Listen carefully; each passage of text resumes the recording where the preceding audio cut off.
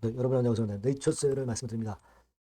자, 일단 그 폭풍은 멎었습니다. 네, 폭풍은 멎은 가운데 네이처셀이 뭐 약보합선 정도로 예전의 저점은 유지하면서 마무리를 하는 그런 상황입니다. 자, 지금 그 애프터마켓 시장도 큰 변화는 없고요. 소폭 상승을 했네요. KRX 기준보다는. 자, 지금 그 우리가 다른 불이익은 이번 건으로 해서 없느냐, 네, 이런 부분들 한번 체킹을 해보도록 하겠고요. 그리고 고발 건이 좀 있죠. 네, 그래서 이 건과 관련해서 제가 말씀을 드릴 거고, 우리가 액트나 임시 주총건에 대해서 이번에 이 건이 그 후생선건이 발생하면서 잠깐 이제 이쪽에 주목하던 부분이 조금은 그 엷어졌었죠. 네, 다시 이제 이쪽으로 우리가 충지를 모아야 되지 않나, 이제 이렇게 생각이 되고요. 수급도 한번 살펴보고요. 네, 여러 가지 점을 체킹을 한번 해보도록 하겠습니다. 자, 그리고 영상의 그 끄트머리 부분에서는 여러분께 액티브 종목 말씀드리는 거, 네, 요거 드릴 겁니다. 네, 꼭 여러분들 요거 해서 좋은 결과 냈으면 좋겠다는 생각입니다. 네. 네이처셀 바로 말씀드릴게요. 여러분들의 구독, 좋아요, 알림 설정 대단히 감사하고요. 그리고 이제 네이처셀과 관련해서 이번에 상당히 놀라셨을 건데, 역시 이 긴급 상황에서의 대처가 상당히 중요했던 부분입니다. 이전에 뭐 이를테면 며칠 전에 그 건이 나오면서 크게 하락을 했던 이날이죠, 이날. 그죠? 애프터마켓 시장에서 3월 13일 날 무려 13,000원까지 내려갔었어요. 그죠? 자, 이런 경우에 물량을 좀 뺏겨서 어려운 경우를 당하지 않도록 하는 게 무엇보다 중요했고요.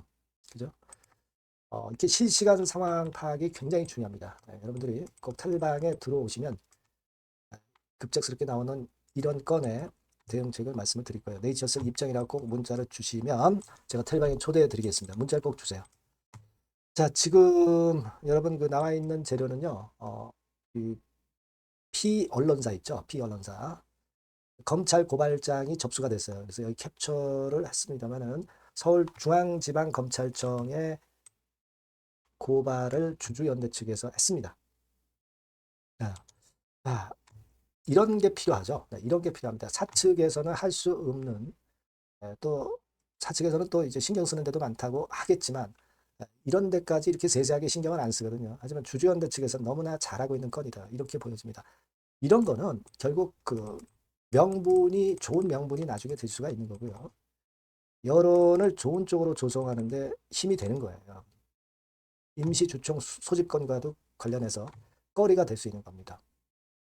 자, 이와 같은 건의 주주연대의 그 활동은 여러분들이 많이 응원을 좀 해주셔야 될 것 같습니다. 예. 자, 그렇게 좀 말씀을 드리고요. 그리고 그 건과 관련해서 그 얘기들 나왔던 거 수백 100억대 소송을 예고를 했었고 그 건에 대한 고발장을 지금 접수한 상태.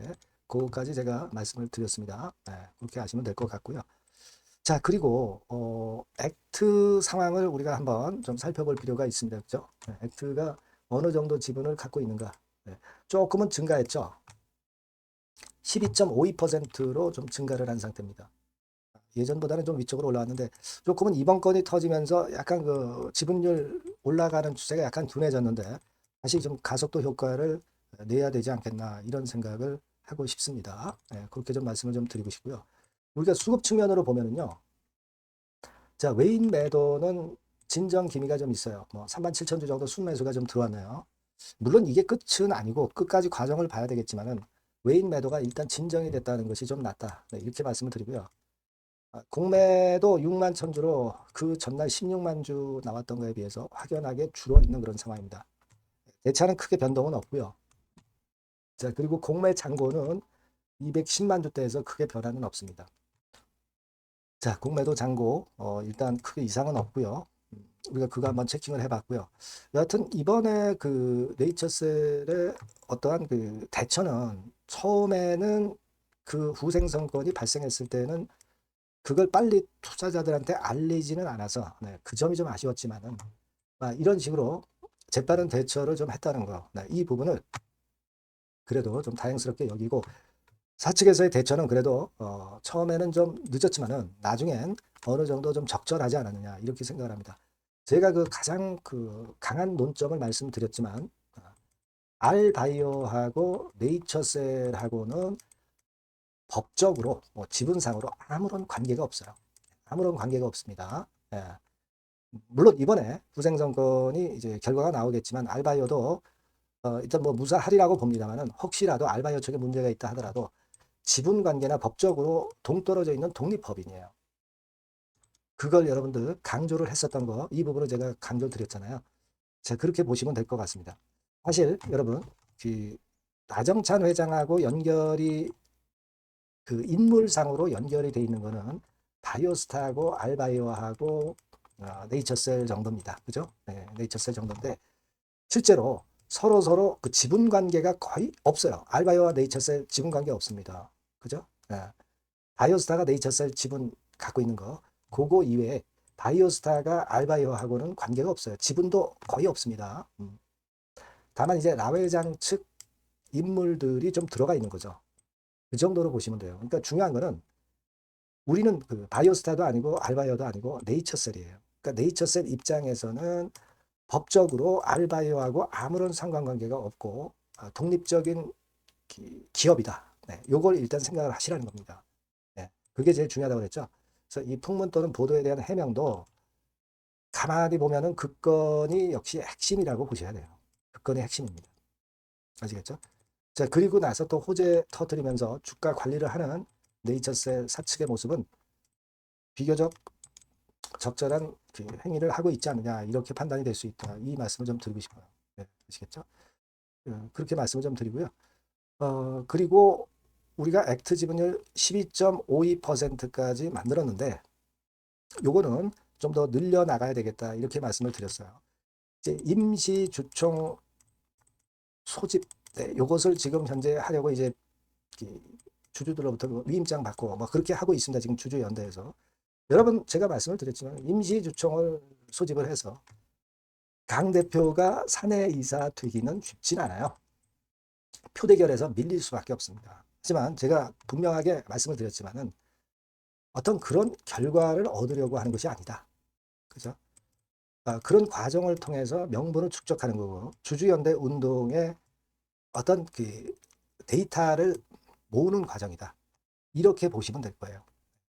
그렇게 좀 생각을 할 필요가 있고 사측을 압박을 하고 그리고 말로만 아닌 실행을 하게끔 만드는 그 어떤 하나의 그 명분이 제공이 될 수 있다. 그런 차원에서 우리가 주주운동을 하는 겁니다. 네, 네이처셀을 우리가 살려야죠. 살려야 됩니다. 네이처셀을 망하게 하려는 조치가 아니라는 것을 여러분들도 잘 알고 계실 거예요. 네, 그거 좀 생각해 볼 필요가 있다고 말씀드립니다. 이제는 우리가 살펴볼 것은 부생성 결과는 우리가 그래도 좀 살펴봐야 될 것 같아요. 네, 요거 살펴볼 필요가 있고 자, 임시 주총권과 관련해서 어떻게 진행되느냐 요걸 좀 살피고요. 액트 지분을 계속 늘려야 됩니다. 요건과 같은 상황 계속 체크해 나가고 그리고 중요한 거는 미국 FDA 임장은 이번 건하고 상관이 없잖아요.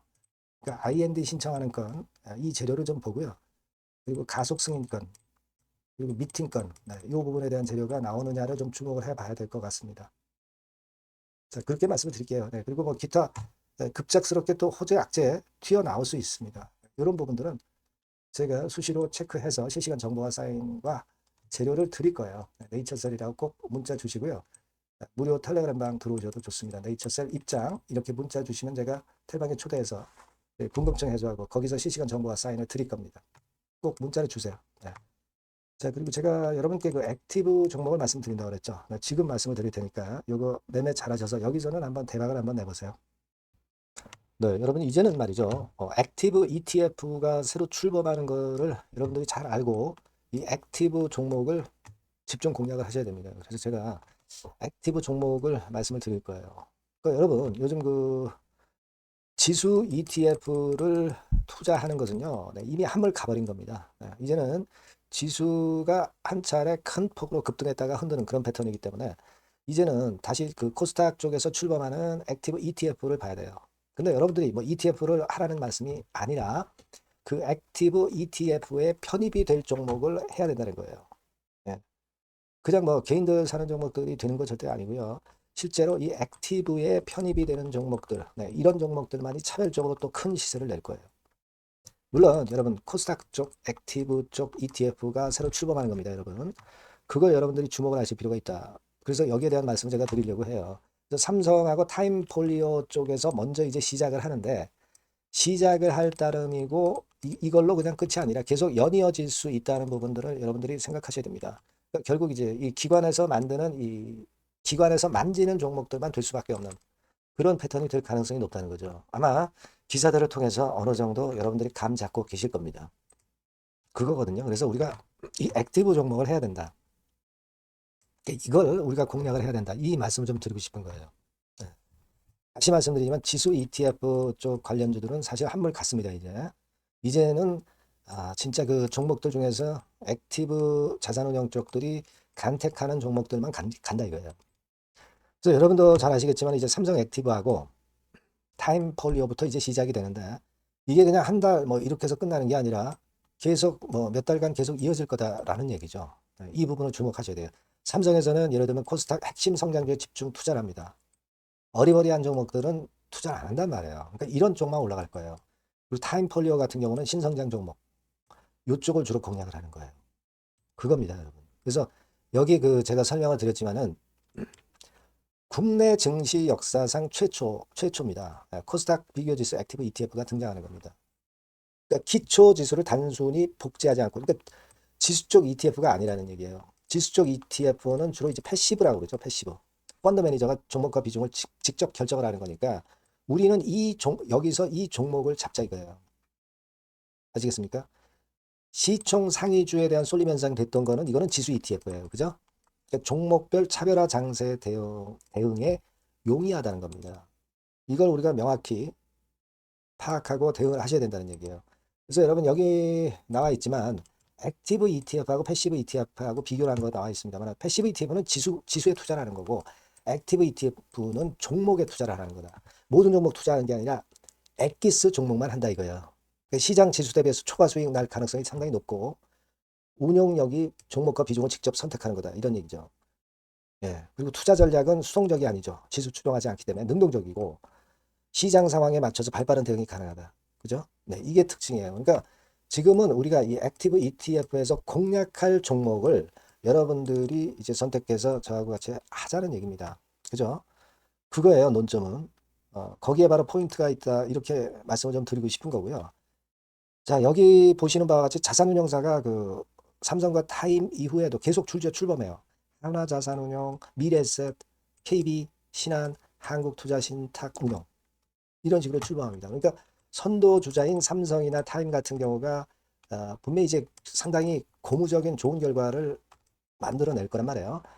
그렇게 되면서 이쪽으로 또 자금이 몰리는 겁니다, 여러분. 지수 ETF 쪽이 아니에요. 액티브 ETF 쪽으로 몰린다 이거예요. 자, 그렇기 때문에 이 건과 관련된 액티브 관련주를 제가 말씀을 드릴 거예요. 뭐 한 종목으로 끝나는 게 아니라 지속적으로 말씀을 드릴 겁니다, 여러분. 그러니까 여러분들이 이 전번으로 액티브라고 꼭 문자를 주시면 아시겠죠? 뭐라고요? 액티브, 그죠? 능동적인 그런 뜻이죠. 액티브라고 문자를 주시면 제가 그 종목과 매수 타임과 매도 타임과 중간중간 AS까지 드릴 거예요.